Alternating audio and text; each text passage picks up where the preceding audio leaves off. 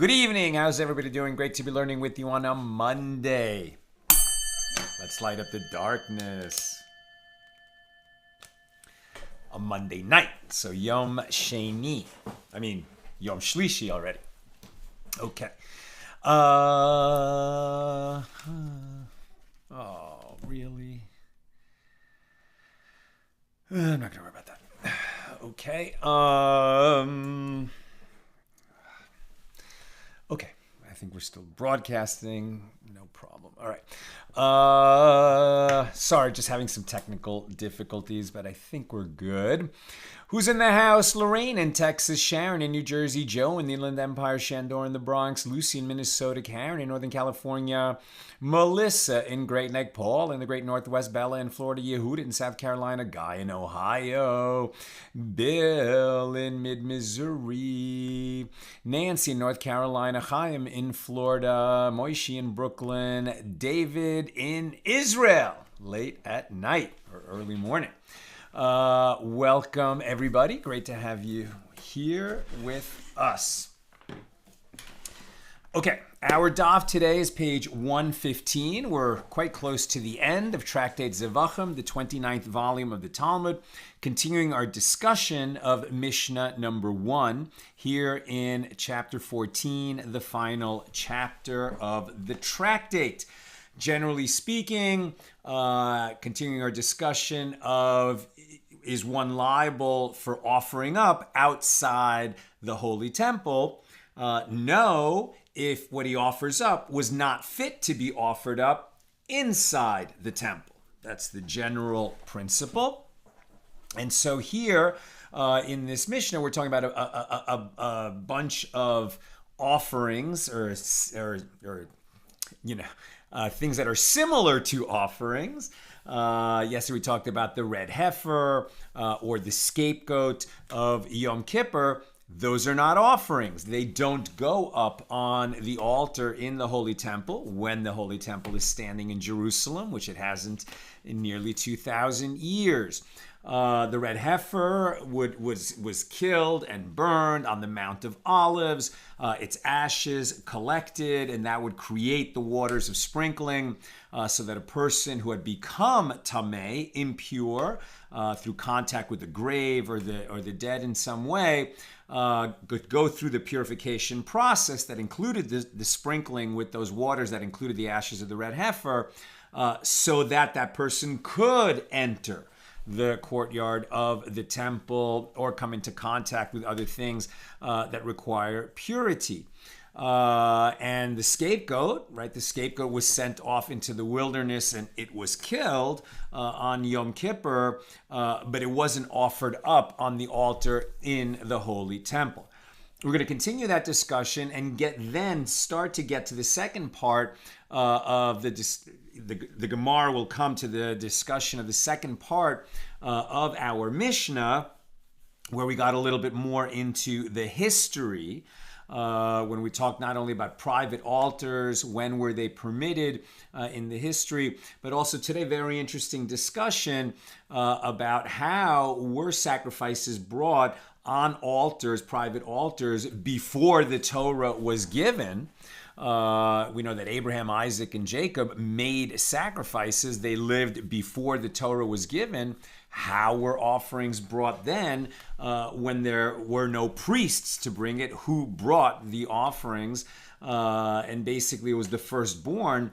So what about that time right before priests started serving and bringing offerings up? Were the firstborn still doing that? Very interesting discussion. We'll get to that a little bit later today. We're picking this up at the bottom of page 114b. And our daf today is page 115. Okay, the Mishnah teaches that if one whose days of purification are complete, for example, a metzora, somebody who has tsaras, that skin condition that is a physical expression of a spiritual issue, no longer exists, but it did when the temple was standing, right? So so somebody who was a metzora, who was suffering from tsaras, Once that condition ended, they would have to go through and they would be quarantined during that period. And then they would go through a purification process so that they could rejoin the community. And that purification process included bringing certain offerings. If somebody brought one of those offerings prematurely, it would not be fit to be brought up on the altar in the courtyard of the Holy Temple. Therefore, if somebody brought such a premature offering on a private altar outside the Holy Temple, they would be exempt from liability for offering up, because that which they offered up was not fit to be brought up on the altar in the Holy Temple. So the Mishnah teaches that if one whose days of purification are not complete, for example, a metzora, if he slaughters his guilt offering outside the courtyard, he is exempt, since the offering is not fit for sacrifice at that time. And with regard to this, Rabbi Chilkiah, a sage from the school of Rav Tovi, says they taught this only with regard to one who slaughters a guilt offering outside the temple courtyard for its own sake. Right, now we're getting back to the kinds of issues that would disqualify an offering right at the beginning of this tractate 4 months ago. Right, so if an offering was slaughtered, it was a fit offering, was a proper kosher animal that somebody brought to the Holy Temple because he was obligated to bring an offering, and then the priests made a mistake and took that animal and offered it, having in mind a different kind of offering, right? The person was supposed to bring a sin offering and they had in mind a guilt offering. Or the person was bringing a sin offering and the priest had in mind that he was bringing the sin offering of a different person, right? These are all matters that would disqualify an offering and render it, in certain cases, not fit for the altar, right? So they taught this only with regard to one who slaughters a guilt offering outside the temple courtyard for its own sake. But if he slaughtered it outside the temple courtyard, not for its own sake, but for the sake of a different offering, he is liable for having sacrificed outside the courtyard. And this is because it was fit to be sacrificed not for its own sake inside the temple courtyard, as a guilt offering that was slaughtered not for its own sake is fit for sacrifice, right? That was our first Mishnah, and we learned that whereas a sin offering, if the priest had in mind the wrong kind of offering, fully disqualified, we cut off the process, that animal will have to be disposed of in a different way. But a guilt offering or a peace offering, an offering of lesser sanctity, that the priest had the wrong kind of offering in mind, or even the person slaughtering it had the wrong kind of offering in mind, it could go to the altar as a burnt offering or as a peace offering, I think even as a burnt offering, and it would be credited to the owner as if he brought a voluntary gift offering as a burnt offering, but it would not satisfy his obligation to bring a guilt offering. Right, so what we're talking about here is there were two mistakes, right? The offering, somebody who really is obligated to bring a guilt offering, but not yet. That's why, so the first mistake is it was brought prematurely, compounded by the second mistake that the one slaughtering it in the temple courtyard slaughtered it not for its own sake, slaughtered for some other offering. Well, at that point, it could, as a guilt offering slaughtered not for its own sake, it becomes some other offering. Right? It could just become a burnt offering, a voluntary burnt offering brought by this person that could go up on the altar. Therefore, if it was brought up not for its own sake outside the Holy Temple, this person who brings it is liable because now it becomes fit for the altar as a guilt offering brought not for its own sake. Complicated, but hopefully you're following. So the Gemara asks, well, if so, one who slaughtered the guilt offering for its own sake should also be liable for having slaughtered it outside the temple courtyard.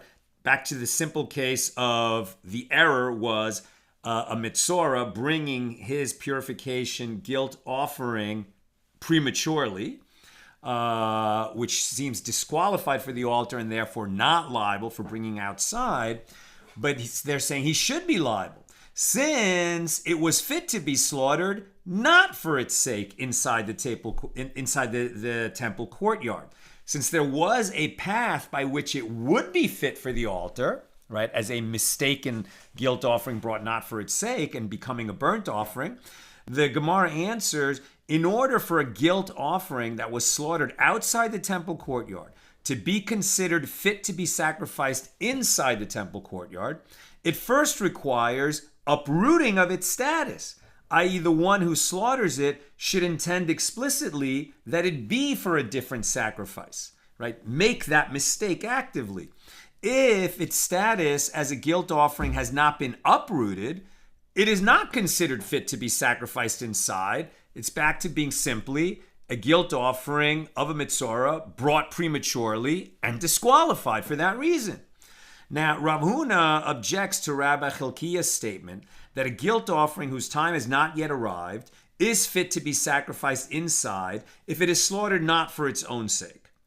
And is there anything that is not fit for its action if performed for its own sake, but it is fit if its action is performed not for its sake? And the Gemara replies, and is there not? But there is the Pesach during the rest of the days of the year, i.e. not on the 14th of Nisan in the afternoon, when is the proper time to bring the Passover offering, the Pesach. If it's sacrificed on the rest of the days of the year, we learned, a Pesach sacrifice not in its time is recategorized as a peace offering. All right. After when it is fit.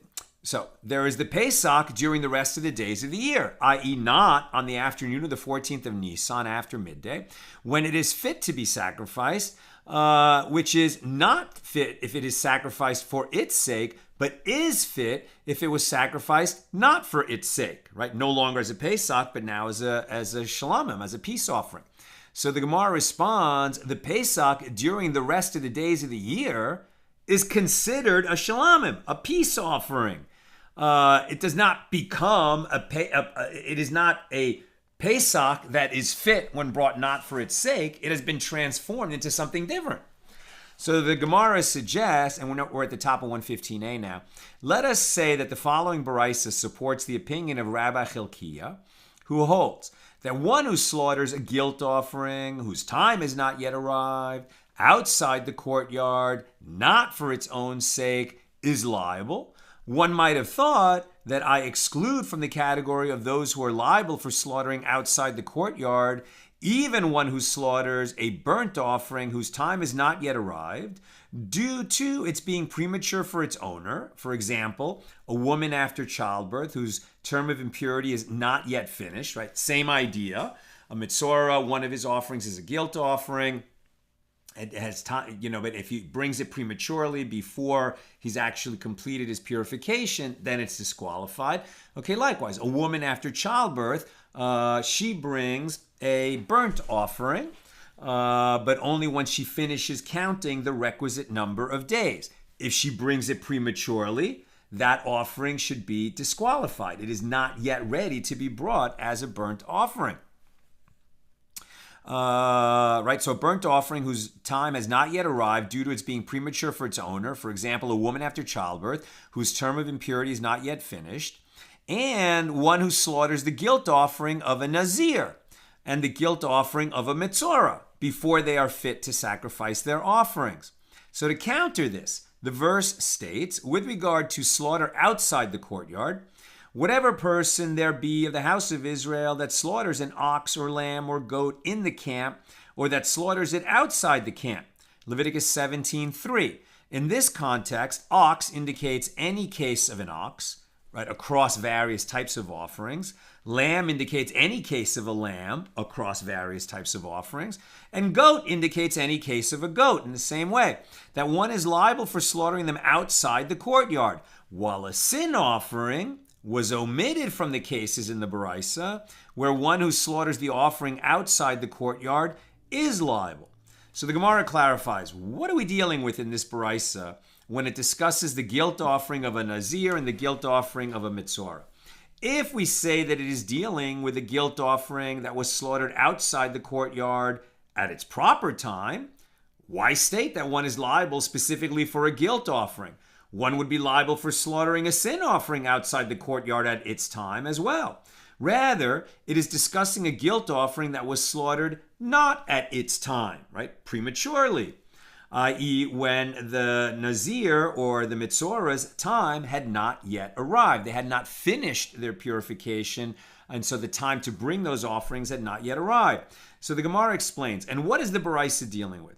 If we say that it is dealing with one who slaughtered it for its sake, again, two different mistakes we're talking about. Bringing an offering prematurely, and at the time that it is slaughtered in the Holy Temple, or now we're talking about outside the temple, that the person has in mind a different offering than this offering that's being brought prematurely.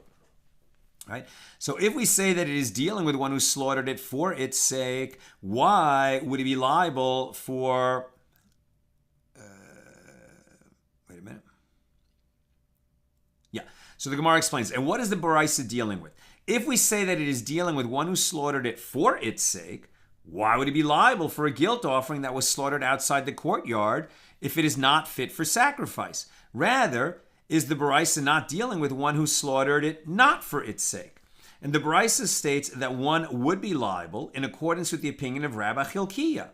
But the Gemara rejects this analysis and says, actually, the Baraisa is dealing with one who slaughtered a guilt offering outside the courtyard at its proper time and not for its sake. And although there is ostensibly no need for an additional verse from which to derive the law in this case, as a guilt offering that was slaughtered not for its sake inside the courtyard is fit for a sacrifice, right? As we learn, all the offerings that are brought not for their sake do not fulfill the obligation of their owner, but they continue to the altar and they become voluntary burnt offerings, with the exception of a sin offering and a Pesach. If they are slaughtered not for their sake, full disqualification, not fit to be brought for the altar. So here we're talking about a guilt offering.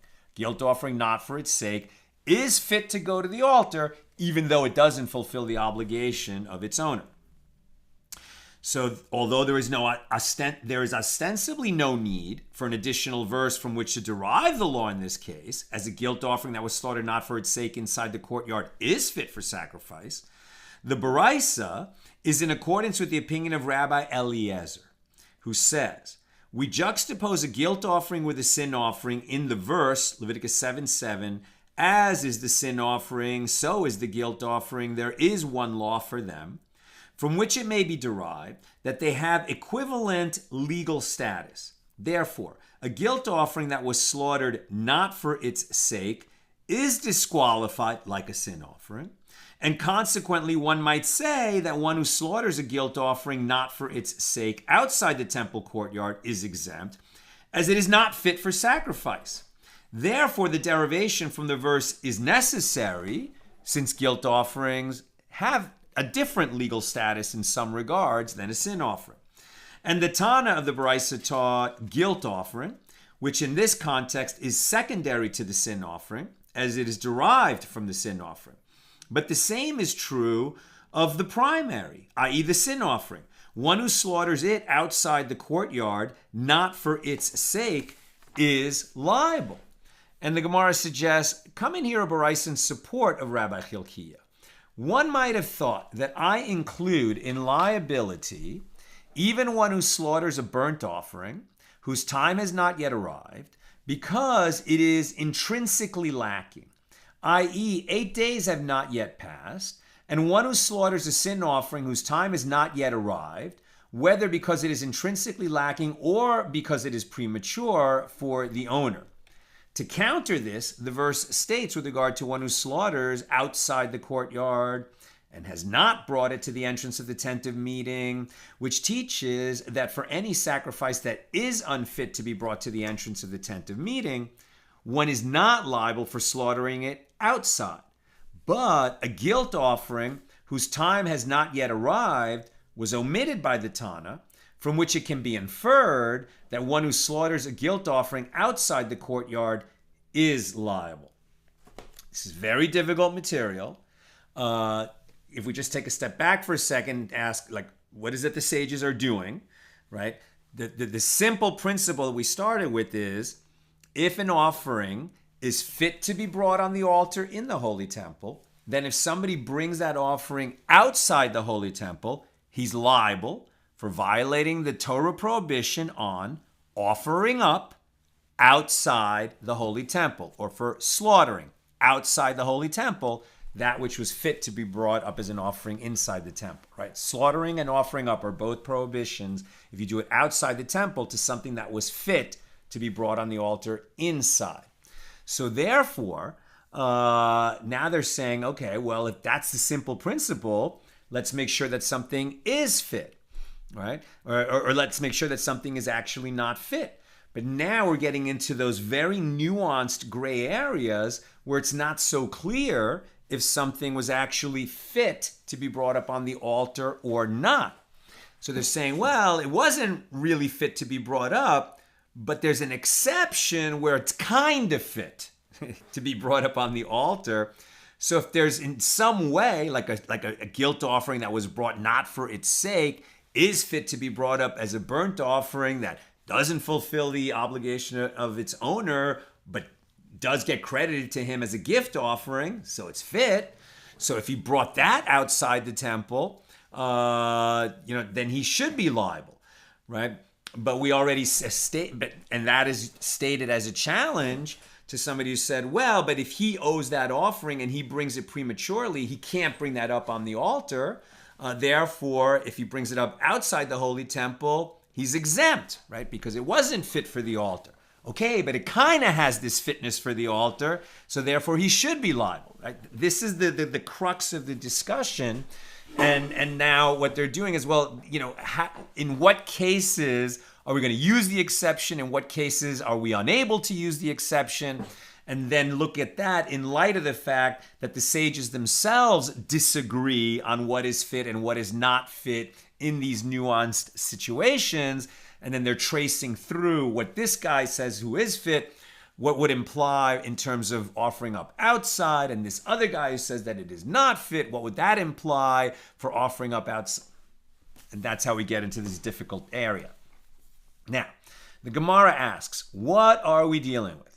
If we say that the Baraisa is dealing with a case where one slaughtered a sin offering whose time has not yet arrived, premature, therefore not fit for the altar, and he did it outside the courtyard for its sake, therefore he should be exempt from liability for offering up outside. Right? So let's read that again. If we say that the Baraisa is dealing with a case where one slaughtered a sin offering whose time has not yet arrived, outside the courtyard and for its sake, then one who slaughters a guilt offering should also be exempt, as it is an offering whose time has not yet arrived. And yet they came up with a ruling that he is liable. So rather, is it not dealing with a case of one who slaughtered a sin offering whose time has not yet arrived, outside the courtyard, not for its sake? But a sin offering not for its sake is fully disqualified. What are they going to say? In this case, one would be exempt from slaughtering it outside, as if it is slaughtered inside the courtyard not for its sake, and it's a sin offering, it is disqualified, and therefore no liability for bringing it up outside the Holy Temple. But in the case of a guilt offering whose time has not yet arrived, one would be liable, since it is fit for sacrifice if one sacrificed a guilt offering not for its sake. And that is what Rabbi Chilkiah is saying.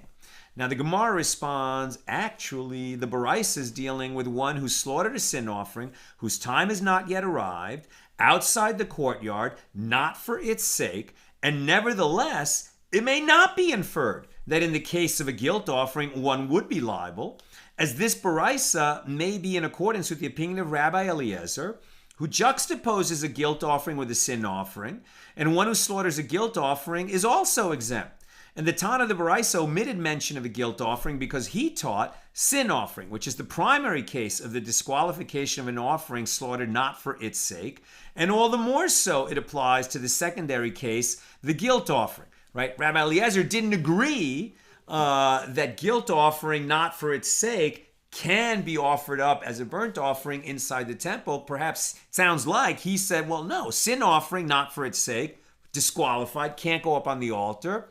And since the guilt offering, so many of its laws are derived from the sin offering, so like the sin offering, if it was slaughtered not for its sake, it's disqualified. And therefore, if you brought that up outside the temple, you'd be exempt. Now, the Gemara suggests, coming here another proof for the opinion of Rabbi Chilkiah.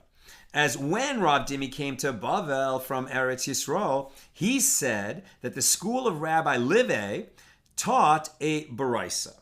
One might have thought, one might have thought that I exclude from the category of those who are liable for slaughtering offerings outside the temple courtyard, even one who slaughters a burnt offering whose time has not yet arrived, due to its being premature for its owner, or who slaughters a guilt offering of a nazir, or the guilt offering of a metzora, whose time has not yet arrived, due to its being premature for its owner. From where is it derived that one is liable for doing so? Rav Dimi added, and the sages brought a derivation from a verse to prove that one is liable, but I don't know what the derivation is. That's what it says here. And the Gemara clarifies, what is the biblical derivation? Ravina said that it is derived from the verse cited above with regard to offerings that are slaughtered outside the courtyard, where ox indicates any offering of an ox, and lamb indicates any case of a lamb, and goat indicates any case of a goat, whether sin offering, guilt offering, burnt offering, etc. And this supports the opinion of Rabbi Chilkiah, as the baraisa is discussing a guilt offering, whose time has not yet arrived, that is slaughtered not for its sake, and it contradicts the opinion of Rav Huna. So the Gemara asks, what contradiction is this? It can be resolved as you stated earlier, that the baraisa is dealing with a guilt offering that was slaughtered not for its sake at the proper time, and is in accordance with the opinion of Rabbi Eliezer.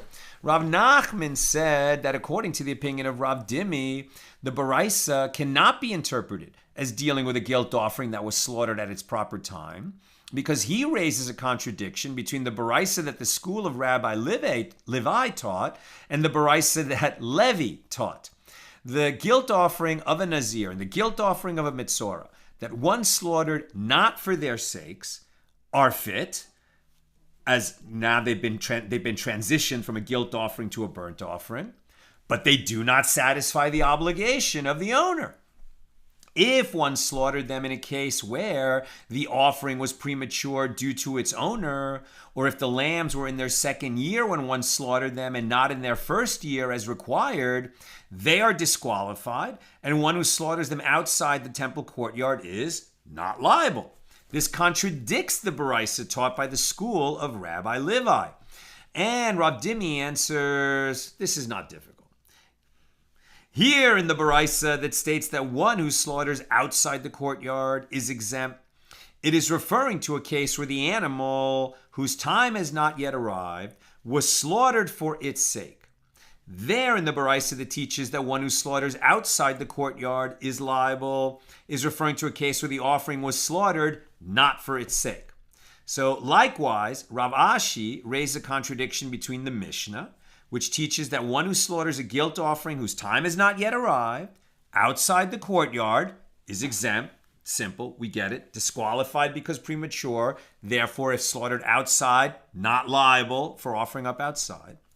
And the baraisa, which teaches that one who does so is liable, must be because, in addition to being slaughtered prematurely, which would disqualify guilt offering, then they compounded the mistake by offering it up not for its sake. That brought it back into the realm of being a qualified offering, since it was no longer a guilt offering premature, but now has become a burnt offering. And Rav Ashi answers, here the Mishnah that teaches that one is exempt is referring to a case where the offering was slaughtered for its sake, exempt outside for offering up, because it was premature and offered for its own sake, not the second only one mistake, not two mistakes. And there, the baraisa that teaches that one is liable is referring to a case where the offering was slaughtered not for its sake, 2 mistakes, therefore fit as an offering, therefore liability if you bring it up outside the holy temple. The Gemara says, if so, shall we say that this is a conclusive refutation of the opinion of Rav Huna, who holds that one who slaughters a guilt offering, whose time has not yet arrived, not for its sake, outside the courtyard, is exempt?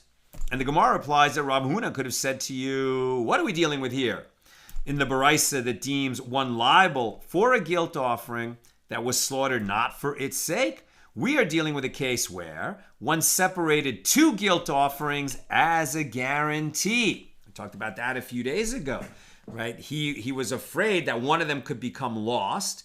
He designated 2 animals, okay? So once the first one is brought properly, then the second one is disqualified because what it was separated for, that atonement has already been achieved through the first animal. The second one was just there as a guarantee. It doesn't need, the guarantee is not needed anymore. That animal is disqualified, and I believe it is left to graze until it develops a blemish and then redeemed, right? And then sold, and the proceeds used to bring a burnt offering. But let's see. We are dealing with a case where one separated 2 guilt offerings as a guarantee, so that atonement could be achieved through the sacrifice of the second if the first was lost. But before the proper time arrived, he slaughtered one of them as a burnt offering rather than as a guilt offering. In this case, there would be liability for slaughtering outside the courtyard, as is the case with one who slaughters a burnt offering outside the courtyard, since one of them, i.e. the one that will not affect atonement, is a burnt offering from the outset because it was brought prematurely. Right? And so simply that is an offering not for its own sake. It became a burnt offering. It's fit as a burnt offering. So if you brought that up outside the holy temple, you're liable for offering up outside. Now we're on 115b. And this is in accordance with the statement of Rav Huna. This is in accordance with the statement that Rav Huna says, that Rav says. As Rav Huna says that Rav says, with regard to a guilt offering whose owner died or achieved atonement through a different guilt offering, and which was consigned to grazing in the field until it develops a blemish, and prior to its being consigned, one slaughtered it without specification of its purpose, it is fit as a burnt offering. It should have been left to graze, but before that happened, somebody slaughtered it. Okay. At that point, it was a fit animal. They didn't have anything in mind when they slaughtered it. They just figured it was an offering. What is it fit for at that point? Well, essentially not for its own sake. It becomes a burnt offering, and it could be offered up on the altar, fit for that purpose. Therefore, if brought outside the holy temple, one has liability for offering up outside the holy temple. Next topic. Getting a little bit simpler now. Back to the Mishna, and the next kind of offering that you'd be exempt for bringing it up outside the holy temple because it was never destined for the altar inside the holy temple. The Mishna taught, again, we're back to Mishnah number 1 here in chapter 14. One who offers up outside the temple courtyard a portion of the meat of a sin offering that is eaten. Right? It is not offered up on the altar in the holy temple. It is eaten by the priests in the case of a sin offering, or eaten by the owner in the case of a peace offering. So one who offers up outside the temple courtyard a portion of the meat of a sin offering that is eaten, or who offers up a portion of several other items, is exempt.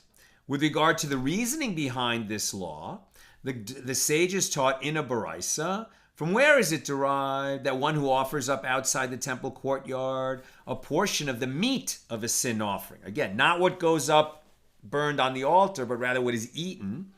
And now he's, and now he's, instead of eating it, he's bringing it up outside the holy temple and burning it on a private altar.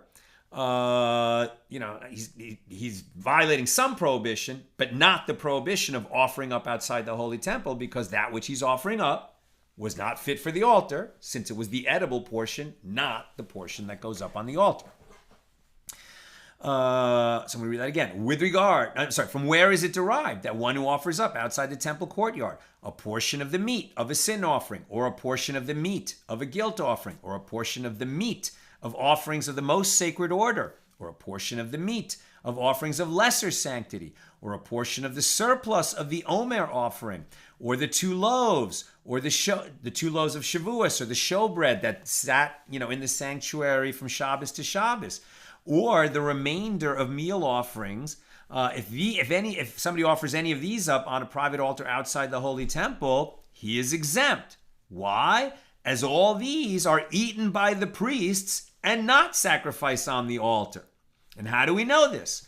The verse states, with regard to the prohibition against sacrificing outside the temple courtyard, quote, whatever man that sacrifices a burnt offering or a sacrifice and brings it not to the entrance of the tent of meeting to sacrifice it to the Lord, that man shall be cut off from his people. Again, this is our source for all of these laws of this chapter, Leviticus 17, verses 8 and 9.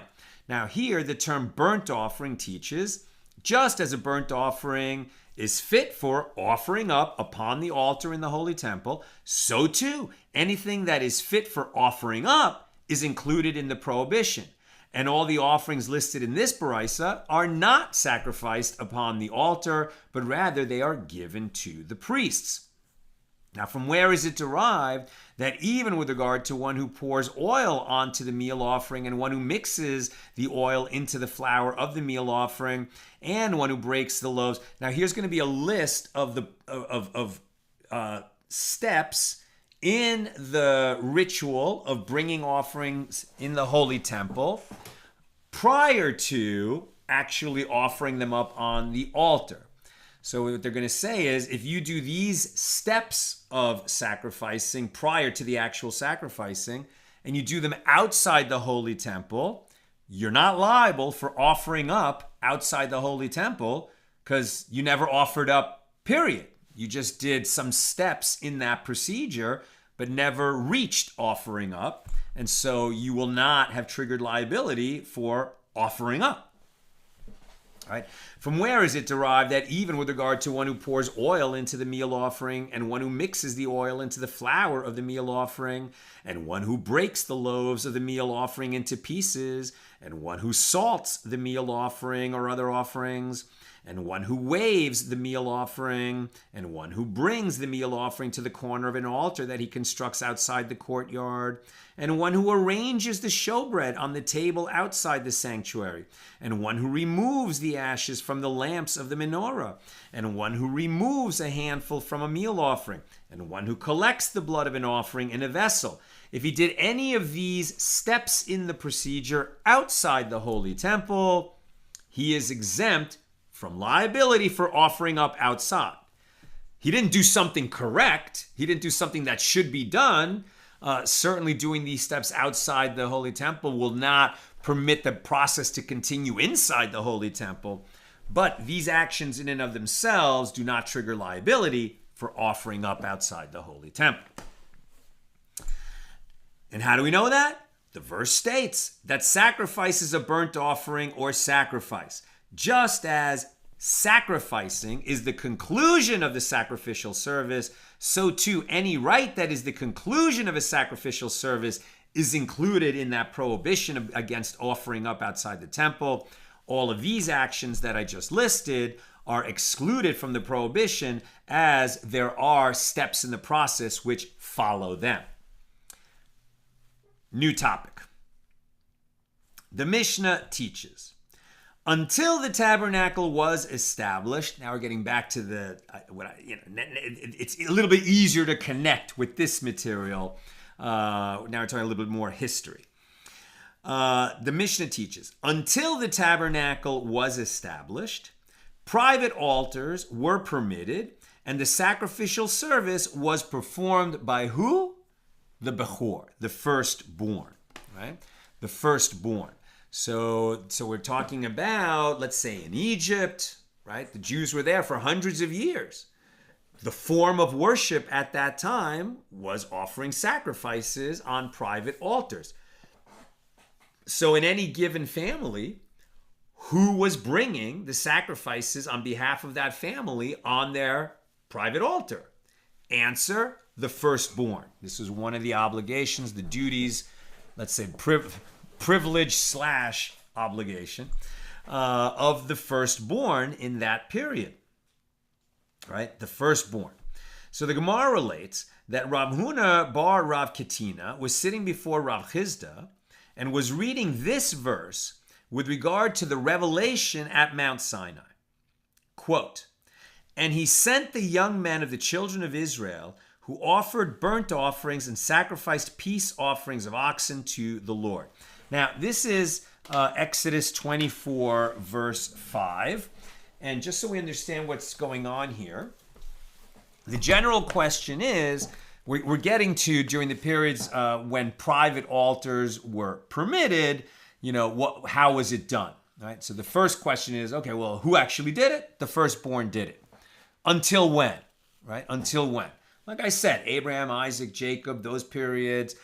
Then the children of Israel are becoming a nation, first living freely among the Egyptians, eventually enslaved by the Egyptians. And the firstborn would bring it, right? And that period lasts until when? Well, God brings the children of Israel out of Egypt with a mighty hand and an outstretched arm. And then eventually they make their way to Mount Sinai and they receive the Torah. And the Torah instructs that, from now on, offerings are going to be brought by priests. And who are priests? They are the descendants of Aaron, Moses' brother Aaron. Aaron is the first high priest. His sons are the first ordinary priests. And then the kahuna, right? That's what the word means. The kahuna refers to the priesthood of the descendants of Aaron. And they would be the ones who are charged with doing all the steps of bringing sacrifices that must be done by priests. Okay, well, when did the transition happen from the Bechorim, right, the firstborns of Israel, bringing offerings, bringing sacrifices on private altars, to the priests doing it, right? You would think it's when that tabernacle was built. That would be the simple answer, right? Once they built the tabernacle and they built the national altar and they inaugurated those, then the priests started performing the service. But actually, it says in the Torah that some sacrifices were brought in the wilderness by the children of Israel after the Torah was given and before the tabernacle and the ark and the altar were constructed. So who brought those offerings? Right? That's what they're getting at. So the verse that they're talking about here comes in Parshas Mishpatim, right? Torah portion Mishpatim, which is in the book of Exodus, right? We're in the book of Exodus right now. We just began it this week. And it's the Torah portion immediately following Yisro, right? So Yisro, Moses, named after Moses' father-in-law, is the Torah portion that includes the Ten Commandments, right? Which comes when God reveals God's self to the children of Israel at Mount Sinai, right? It's the greatest moment in human history when God reveals God's self and speaks the Ten Commandments. And then, did God personally spoke the first two commandments, and then the children of Israel were like, our souls are going to fly out of our bodies. Moses, please, you go take dictation from God and give us the rest of the commandments. If we keep hearing God's voice unfiltered, we're going to die. It's too overwhelming. Our souls want to fly out of our bodies and return to their source. And God said, fair enough. They have spoken correctly. Moses, you come up on the mountain. I'm going to give you all the commandments, right? So this period, now remember that the Torah is both a narrative, right? The whole book of Genesis, the whole history of the world, up through Abraham, Isaac, and Jacob, and the 12 sons of Jacob, and going into Egypt and becoming enslaved there. And now the book of Exodus begins with, there arose a Pharaoh that didn't know Joseph, and the birth of Moses, and etc. And then at a certain point, the book of Exodus transitions from a book of history, right, a book of lore, a book of telling the story, to a book that lists all these laws that Jews must follow. And God goes right in, heavy, on giving laws in the very next Torah portion after Yisro, right? Yisro, the giving of the Ten Commandments. The next Torah portion is called Mishpatim, which literally means laws, right, or statutes.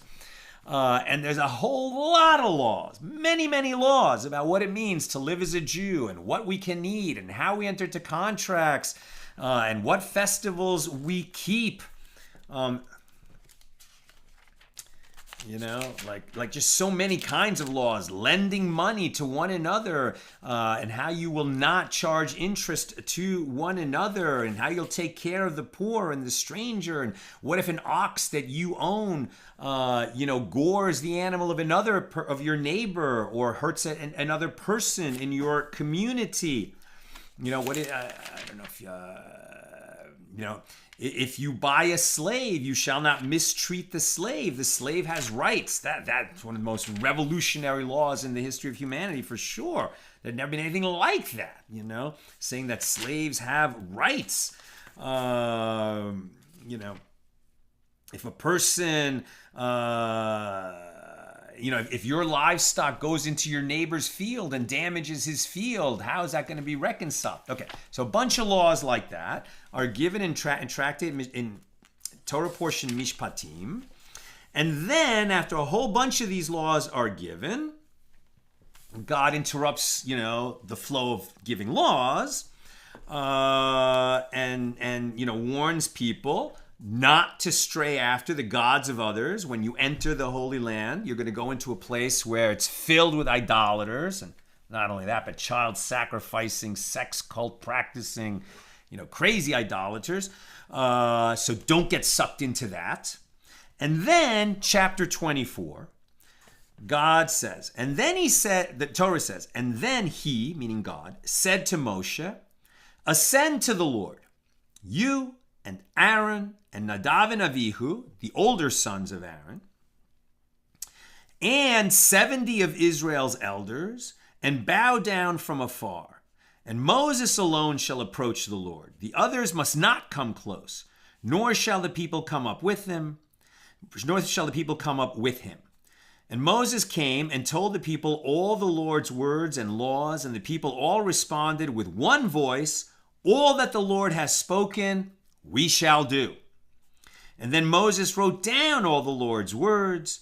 Early the next morning he rose and built an altar at the base of the mountain, and also 12 pillars for the 12 tribes of Israel. Sounds like pillars? Is that altars? And then he sent young men of Israel, and they sacrificed bulls as burnt offerings and peace offerings to the Lord. And Moses took half the blood and put it in bowls, and the other half he sprinkled on the altar. What altar? They just are in the process of receiving the law. They haven't built the tabernacle. They haven't built the national altar, right? The copper, the altar made of wood and covered in copper.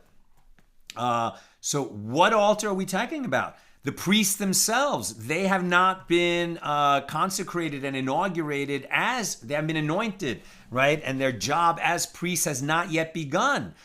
God is still in the process of giving over the law and giving over the Torah to Moses. So who is bringing these sacrifices?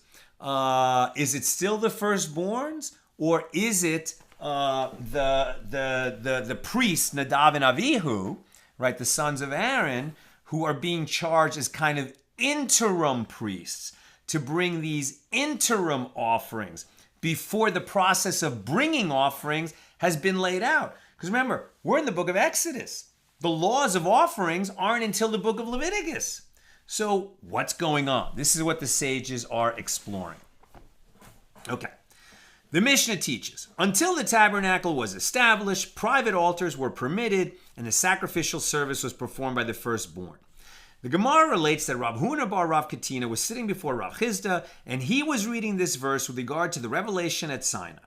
And he sent the young men of the children of Israel who offered burnt offerings and sacrificed peace offerings of oxen to the Lord. So the young men referred to in the verse were the firstborn of the Jewish people. And Rav Chizda said to him, this is what Rabbi Asi said. They sacrificed offerings and then they ceased to serve. After that day, the firstborn no longer performed the sacrificial service. And Rav Huna thought to raise a contradiction from the Mishna, which states, our Mishna, that the firstborn performed not only the sacrificial service on that day, but they kept performing it until the tabernacle was established the following year. In the meanwhile, he heard Rav Chizda say in the name of Rav Ada bar Ahava that the burnt offering that the children of Israel sacrificed in the wilderness before the establishment of the tabernacle did not require flaying of the skin and cutting into pieces. It was sacrificed as it was. Okay, so they've introduced a new issue. So one thing we're discussing is, while they were in the wilderness, in the process of receiving the Torah, and we learned that offerings were brought, who brought them? Is it still the firstborns of the tribes of Israel? Or are we transitioning to the priests? And second issue, are they going to be following the same legal procedures for bringing offerings, like flaying the skin, removing the skin before offering up on the altar, given that those laws seemingly haven't been given yet, right? So two issues: who's bringing it, and what legal procedures are they following at this interim stage? So he therefore raised a contradiction from a baraisa that is equal with regard to both of them, i.e. from which Rav Huna could raise a contradiction to both of Rav Chizda's statements. As it is taught in a baraisa, until the tabernacle was established, private altars were permitted, the sacrificial service was performed by the firstborn, and all animals were fit to be sacrificed: a domesticated animal, an undomesticated animal, or a bird. Males and females, unblemished and blemished, right? We don't have all the specific laws of offerings given yet. So they're only going to offer kosher animals. That's clear. But once the laws were given and the altar was inaugurated and the temple was a functioning temple or a functioning tabernacle in the wilderness, right? What animals were sacrificed on the altar? Only oxen, sheep, and goats, and birds. That's it, right? There are other kosher animals that were not brought. But prior to those laws being given, according to this baraisa, they could sacrifice it as long as it was kosher, but they could bring a deer. They could bring an ibex. They could bring an impala, right? Those are all kosher animals. They are undomesticated kosher animals, but at this stage in history, they could be brought as sacrifices. And they didn't have the laws yet of what is blemished and what is unblemished. So blemished animals could also be brought. They didn't have the laws yet of what is a sin offering and what gender must it be. What is a guilt offering and what gender must it be. What is a burnt offering and what gender must it be. They didn't have those laws, so it was much more, permissive what animals could be brought in what condition. All animal sacrifices were brought from animals and birds that were kosher, but not from non-kosher species. And all our offerings brought before the construction of the tabernacle were sacrificed as burnt offerings, right? They weren't eating any of it. They would just slaughter it, hopefully in the correct manner. We'll talk about that. But they were all, offered up in their entirety on the altar. There was no eating the meat by priests. There was no eating the meat by owners. It was just all burnt offerings. And the burnt offering that the Jewish people sacrificed in the wilderness before the tabernacle was established required flaying of the skin and cutting into pieces. And today, this is 2,000 years ago, well, not quite that much, 1,500 years ago, the Gemara is speaking. And today, Gentiles are permitted to sacrifice offerings on private altars. And the Brisa states explicitly that until the tabernacle was constructed, the sacrificial service was performed by the firstborn, and the burnt offering required flaying and cutting. Right? Interesting that Gentiles are permitted to sacrifice offerings on private altars. Why wouldn't they? Right? It is not prohibited by the Noahide laws, by the 7 Noahide laws, as long as they're bringing those offerings to God, not to some form, false deity idolatry. Then a Gentile who sacrificed animals on a private altar would not be violating any Noahide law, would not be violating the Torah. Rav Chisda replied that with regard to the firstborn, it is a dispute between Tanaim. As it is taught in a Baraisa, God said to Moses on Mount Sinai.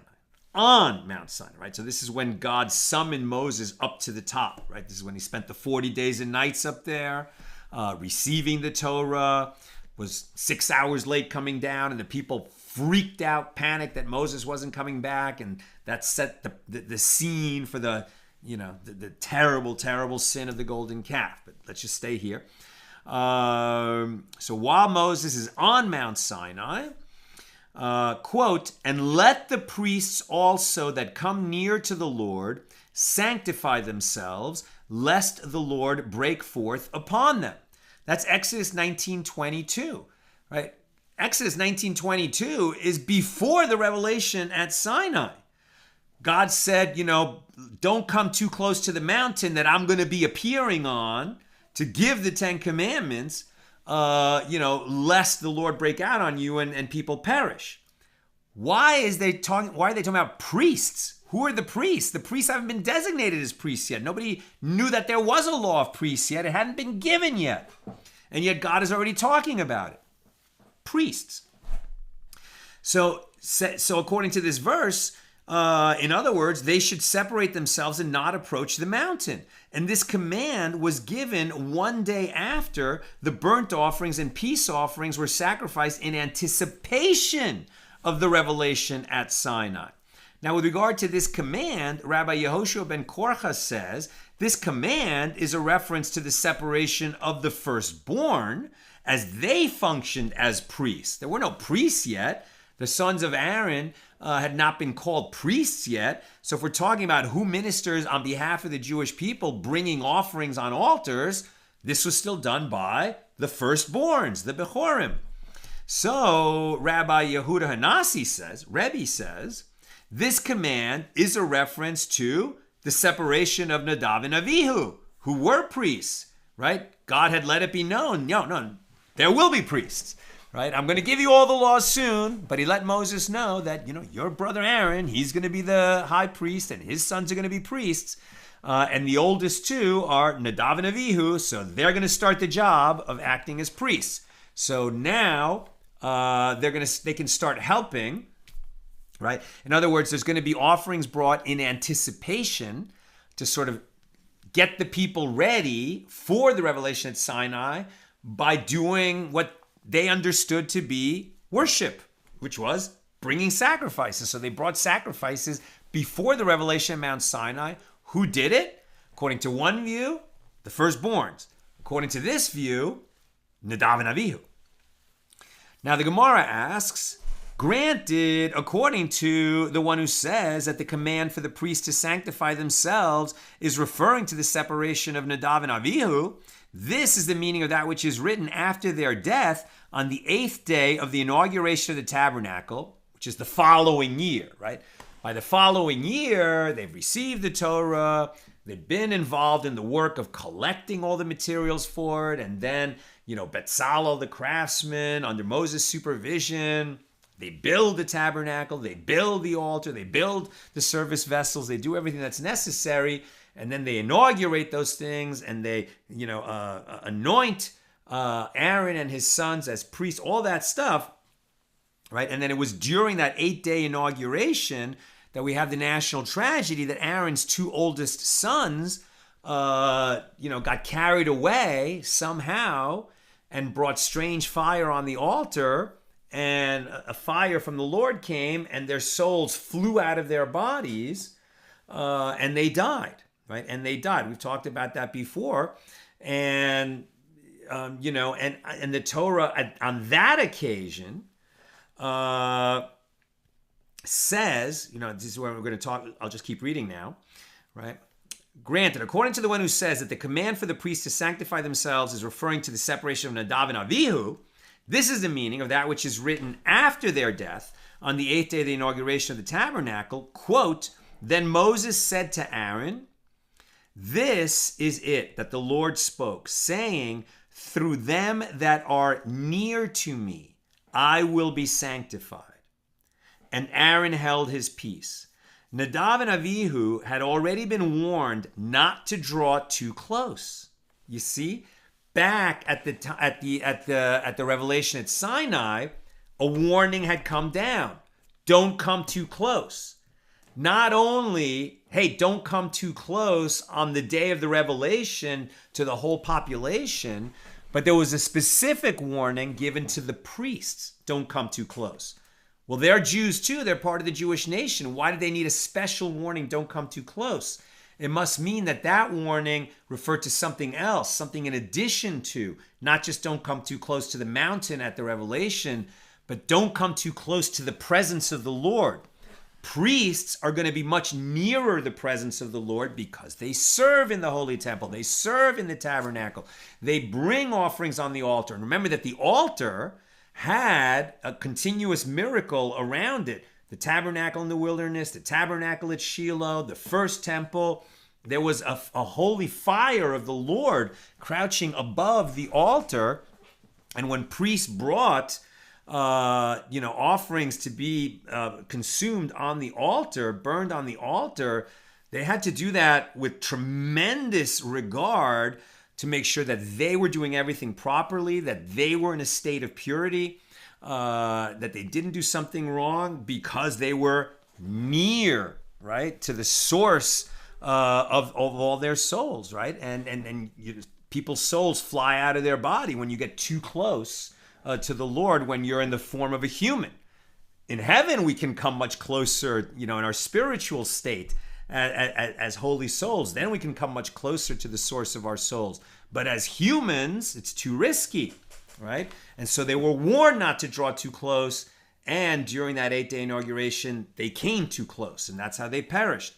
But according to the one who says that the command for the priests to sanctify themselves is referring to the separation of the firstborn, where is the allusion to the fact that God would be sanctified through Nadav and Avihu? So the Gemara replies, well, this is as it is written, quote, and there I will meet the children of Israel, and it shall be sanctified by my glory, in Exodus 29:43. Do not read it as by my glory, bichvoidi, rather read it as by my honored ones, bimechubadai. So God will be sanctified by those considered honored by God when he reveals himself in the tabernacle. So the Holy One, blessed be he, said this statement to Moses, but Moses did not know its meaning until the sons of Aaron died.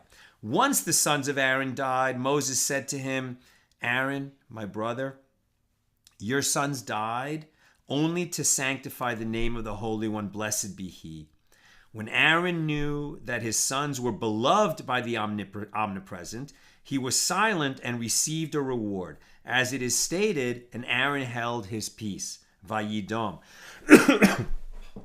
When that national tragedy happened, right, there was people were like, why were Nadav and Avihu taken at this height of our joy? Did they do something terrible? Did they get drunk and then, just acting like immature kids, go where they shouldn't have gone because they were drunk? And that's what killed them? And it's a point of shame for all of us? And this argues, no, they were just intoxicated by their love of God. They couldn't keep away. They loved God so much.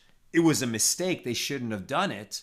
But it was their love of God that brought them so close. And sadly, they could no longer live in this world. But it wasn't some kind of a badge of shame, right? And of course, that doesn't, it can only comfort Aaron so much. He lost his sons. But, they were taken out in a matter of spiritual elevation and beauty. And that was some comfort to Aaron. And so he was silent. I'm almost done. Questions or comments, please get them in now.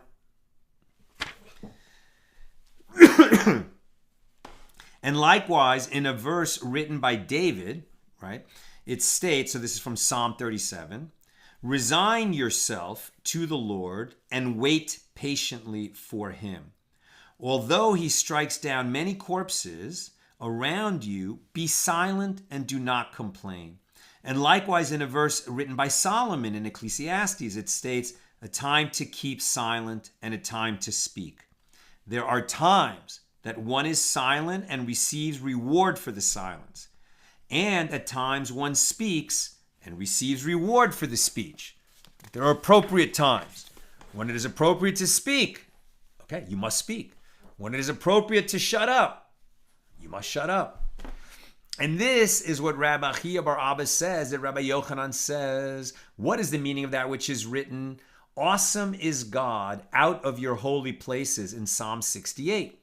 Do not read it as from your holy places, rather read it as from your holy ones. When the Holy One, blessed be he, carries out judgment upon his holy ones, he is feared and exalted and praised. In any event, there is no contradiction from the Baraisa, which teaches that the firstborn performed the sacrificial service before the tabernacle was established, as this matter is the subject of a dispute between the Tanaim, the sages of the earlier period of the Mishnah.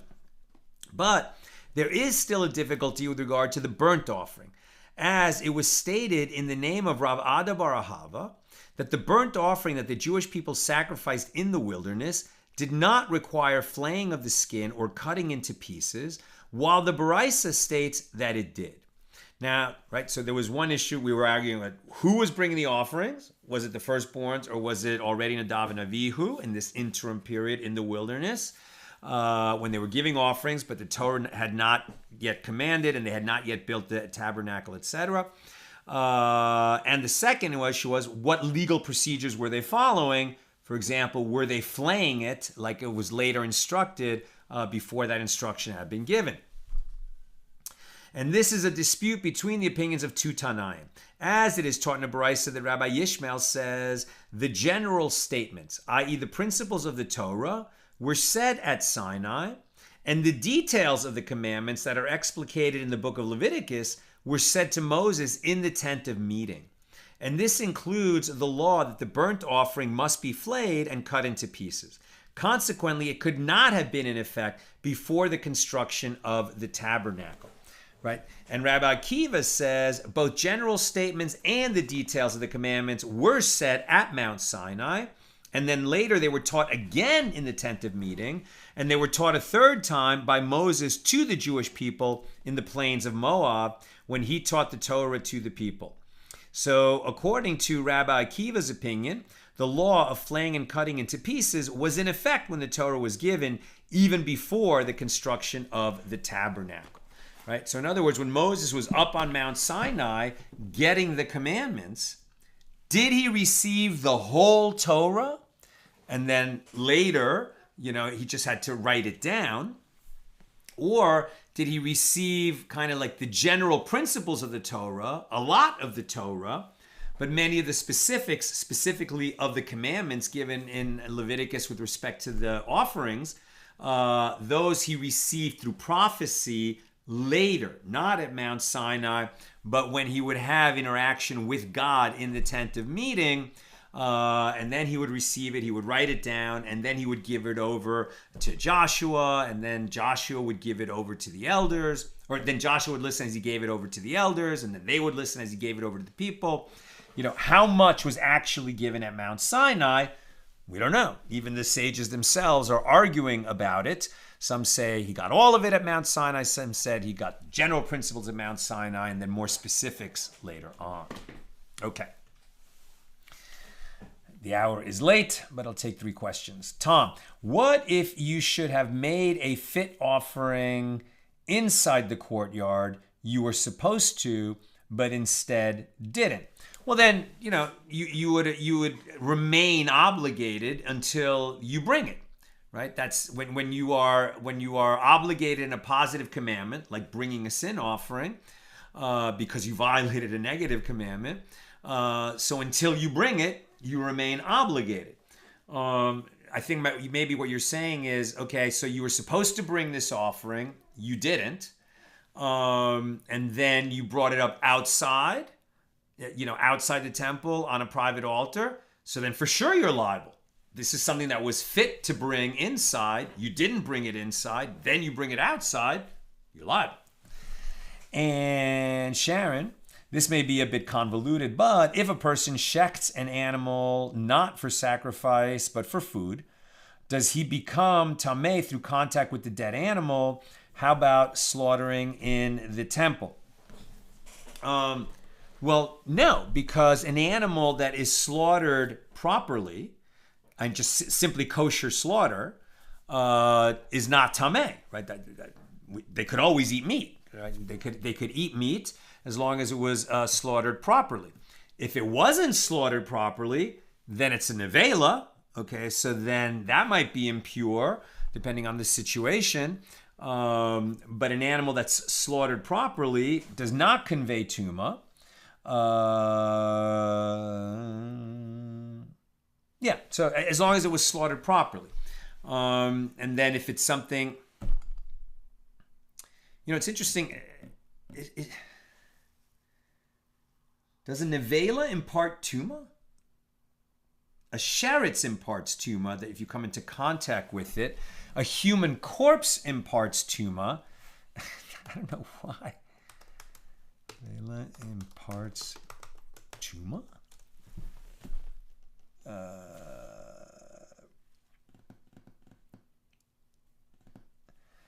Yeah. So there is the tuma of a nevela. It's a specific kind of tuma, right? It's different than a sheretz, which is specifically a dead creeping thing. There's just this category of those things. But at any rate, if it's properly slaughtered, no tuma. If it's not properly slaughtered, it's certainly disqualified as an offering, and it can impart tuma. Okay.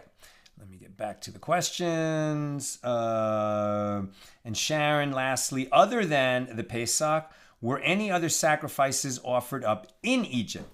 Well, see, that's what I think. Like, not obligatory sacrifices commanded by God and later spelled out in the Torah. No, the only one of those was the Pesach. But I think just as a matter of worship, people were bringing sacrifices, that's how humans worshipped.